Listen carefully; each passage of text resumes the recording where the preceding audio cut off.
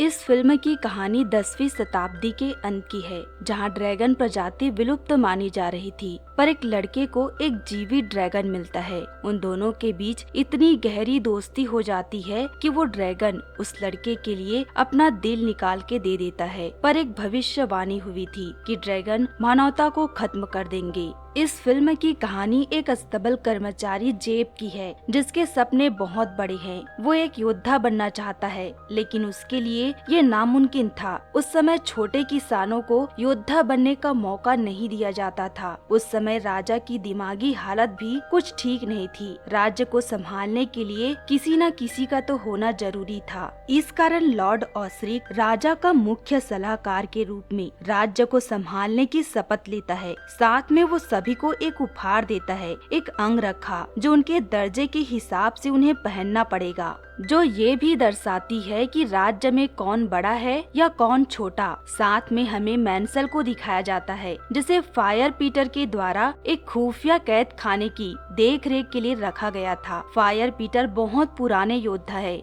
जिसे आखिरी ड्रैगन का अंडा मिला था। कहा जाता है कि उस ड्रैगन के दिल में बहुत सारी बुराइयां छुपी हुई है। जब धूमकेतु पृथ्वी के पास से गुजरेगी, तब उसकी बुराइयां जाग उठेगी, जो पूरे मानवता को खत्म कर सकती है। इस कारण पीटर उस अंडे को 20 सालों से लोगों से छुपा कर रखे हैं। पर जेफरी की नजर हमेशा उस बंद कैद खाने पर होती है, क्योंकि वो उसमें एक चमकता हुआ तलवार देखता है। वो उस तलवार को लेना चाहता है और इसी वजह से मैंसल का ध्यान किसी दूसरे काम में भटका के कैद खाने की चाबी ले लेता है। उसी समय पीटर से दो बाहरी लोग मिलने आते हैं। वो उस लास्ट ड्रैगन को ढूंढ रहे थे, क्योंकि भविष्यवाणी के चलते ड्रैगन का दिल मानवता के लिए सही नहीं है, जिसे वो खत्म करना चाहते थे। और उन्हें ये भी यकीन था कि इस समय में भी वो ड्रैगन जीवित है। पर पीटर उसे ड्रैगन के बारे में कुछ नहीं बताता। फिर भी वो उसे ढूंढते हुए लॉर्ड ऑसरिक के पास जाते हैं, पर लॉर्ड ऑसरिक के पास भी उन्हें ड्रैगन के बारे में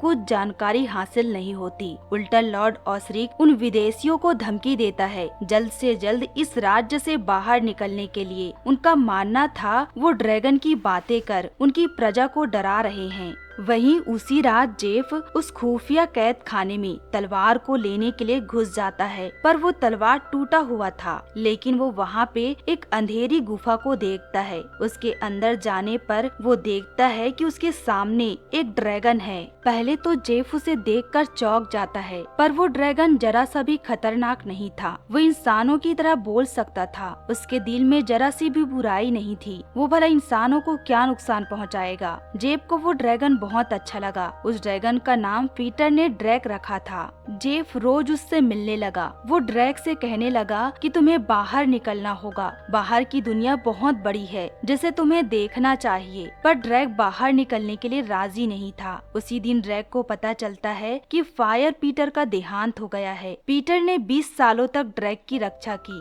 ड्रैक उसके जाने से बहुत दुखी था और वो किसी से भी मिलना नहीं चाहता, जेफ से भी नहीं। वही जेफ नदी के किनारे बैठा हुआ था। तभी राज्य के कुछ सैनिक उसका मजाक उड़ाने लगते हैं। उससे जेफ को काफी तकलीफ होती है, पर अपने पीछे वो ड्रैक को देखता है, जो उस बंद तहखाने से बाहर आ गया था। जेफ इससे काफी खुश होता है, क्योंकि वो चाहता था कि ड्रैक बाहर की दुनिया देखे। उसी दिन राज्य में लॉर्ड ऑसरिक एक ऐलान करता है कि यहाँ के हर व्यक्ति को हमेशा अपना अंगरखा पहन कर रखना है। पर इससे जेफ सहमत नहीं था। वो अपना अंगरखा निकाल के पहाड़ी से नीचे फेंक देता है, जो सीधे मास्टर क्वान और उसके बेटे के सामने गिरता है। दोनों जेफ और ड्रैक को देख लेते हैं। वो अब तक ड्रैगन की तलाश में ही थे, जो इन्हें अब मिल चुका था। वहीं पहाड़ी पर जेफ ड्रैक को उड़ना सिखा रहा था, पर ड्रैक को ये सब करने में जरा सा भी इंटरेस्ट नहीं था, जिससे जेफ ड्रैक से नाराज होकर पहाड़ी से नीचे आ जाता है। लेकिन वहाँ पे राज्य के कुछ सैनिक थे, जो जेफ को बिना अंगरखा के देख पकड़ लेते हैं। पर उसी वक्त मास्टर क्वान और उसका बेटा वहाँ आ जाता है, जिन्हें लॉर्ड ऑसरिक के द्वारा आदेश मिला था इस राज्य से चले जाने का। पर अब भी वो यहीं थे,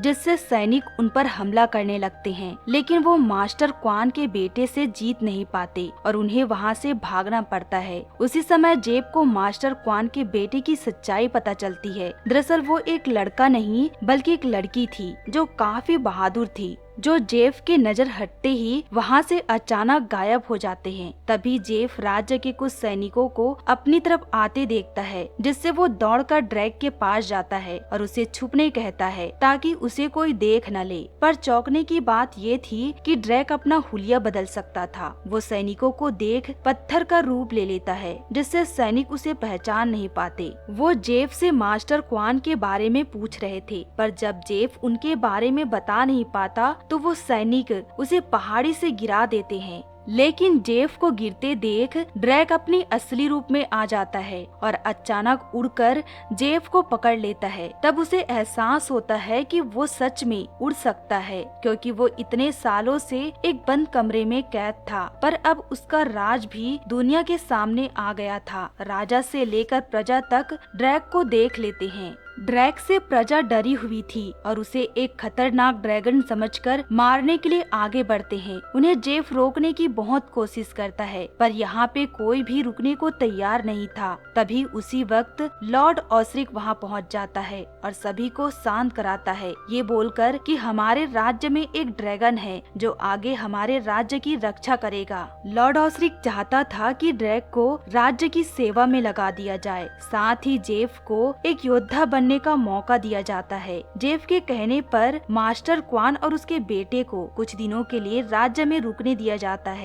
जेफ की जिंदगी ड्रैग की वजह से पूरी बदल सी गई। वो एक किसान से योद्धा बन गया था, पर वही मैंसल ड्रैग को लेकर बहुत चिंतित था, क्योंकि उसने फायर पीटर से वादा किया था उसके जाने के बाद वो ड्रैग का पूरा ख्याल रखेगा। ड्रैग बहुत मासूम था, जिसका लोग फायदा उठा सकते थे। वही धीरे धीरे मास्टर क्वान और उसकी बेटी का जेफ से एक अच्छी दोस्ती हो जाती है। पर मास्टर क्वान और उसकी बेटी कुछ अलग ही इरादे से यहाँ रुके हुए थे। वो ड्रैग के दिल को खत्म करना चाहते थे, क्योंकि भविष्यवाणी हुई थी कि जब धूमकेतु पृथ्वी के पास से गुजरेगी तब एक बुरा ड्रैगन मानव प्रजाति को खत्म कर देगी। और वो समय काफी नजदीक आ रहा था। उन्हें डर था कि वो बुरा ड्रैगन कहीं ड्रैग तो नहीं, या हो सकता है कि कोई बुरी आत्मा ड्रैग के दिल को चुराना चाह रही हो। लेकिन इस सब से जेफ अनजान था। एक दिन मास्टर क्वान ड्रैग और जेफ को प्राचीन समय की कहानी सुनाता है कि बहुत पहले ड्रैगन यहाँ राज करते थे और इंसानों के साथ मिलजुल कर रहते थे।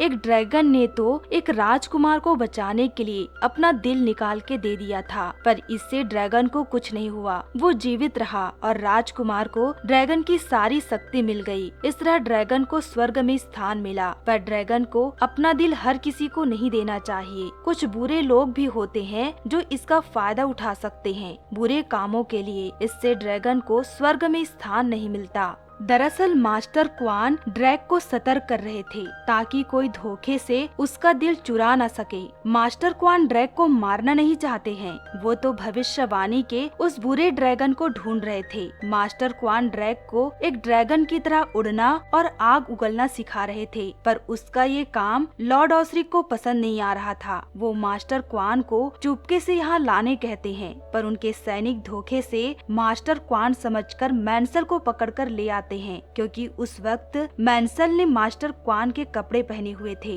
पर मैंसल लॉर्ड ऑसरिक के असली इरादों को जान जाता है। लॉर्ड ऑसरिक राजा को गलत दवाइयाँ दे रहा था, जिससे राजा अपनी दिमागी हालत खो रहे थे। वो धोखे से राज्य को हथियाना चाहता था। अब मैंसल उसका राज जान चुका था, इस कारण उसे भी गलत दवाई देकर कैद कर लिया जाता है। लॉर्ड ऑसरिक एक अच्छा इंसान नहीं था, उसके इरादे बहुत बुरे हैं। वो केवल अच्छा होने का नाटक करता है और उसके इस नाटक में जेफ फंसते जा रहा था। अगले दिन वो अपने कुछ सिपाहियों को मास्टर क्वान और उसके बेटे को पकड़कर लाने कहते हैं, पर उन्हें जेफ रोकने लगता है। उसी वक्त लॉर्ड ऑसरिक वहाँ पहुँच जाता है और जेफ को फुसलाने लगता है कि हम मास्टर क्वान के इरादों को नहीं जानते, हमें ड्रैग को इनसे दूर रखना चाहिए। धूमकेतु के गुजरते तक हम मास्टर क्वान को मेहमानों की तरह महल में रखेंगे, जिससे जेफ आसानी से लॉर्ड ऑसरिक की बातों पर आ जाता है और उन्हें जाने देता है। लेकिन उन्हें महल में लाकर मेहमानों की तरह नहीं, बल्कि उन्हें एक कैद खाने में डाल दिया जाता है, जहां मैंसल पहले से मौजूद था। मैंसल की हरकतें देख मास्टर क्वान समझ जाते हैं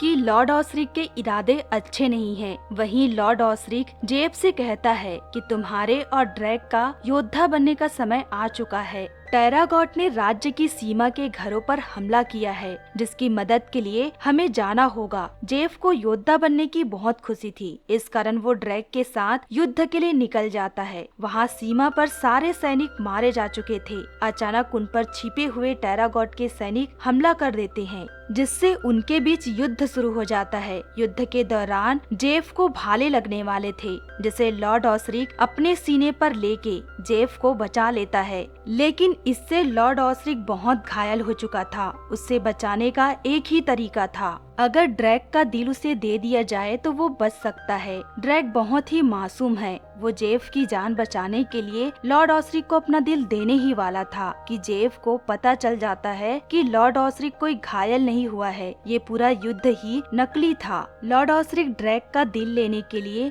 ये पूरा नाटक किया हुआ था, जिसमें ड्रैग और जेफ फंसते फंसते बचते हैं और दोनों अपनी जान बचाकर वहाँ से भाग निकलते हैं। इधर महल में सिपाही कैद खाने में एक लड़की देख फंस जाते हैं। मास्टर क्वान की बेटी लियान उसे जख्मी कर कैद खाने की चाबी ले लेती है, जिससे तीनों वहाँ से भाग निकलते हैं। मास्टर क्वान मेंसल को एक दवाई बनाकर पिलाते हैं, जिससे उसकी दिमागी हालत फिर से ठीक हो जाती है और वही दवाई वो राजा को भी पिलाते हैं। लेकिन उसी वक्त वहाँ लॉर्ड ऑसरिक पहुँच जाता है। वो लियान के गले में चिन्ह वाला डिब्बा देख समझ जाता है कि वो चीनी सम्राट की राजकुमारी है, जिसके पूर्वजों ने बुरे ड्रैगन्स को खत्म किया था। मास्टर क्वान भी समझ गए थे कि भविष्यवाणी के बुरे ड्रैगन ड्रैक नहीं बल्कि लॉर्ड ऑसरिक है, जो ड्रैगन के दिल को पाना चाहता था, क्योंकि प्राचीन समय में उसने मानवों को चोट पहुंचाया था। इस कारण उसका दिल निकाल लिया गया था और उसे श्राप मिला था मानव जिंदगी जीने का। इस कारण लॉर्ड ऑसरिक श्राप से मुक्त होने के लिए और दुनिया में राज करने के लिए ड्रैगन दिल को पाना चाहता था,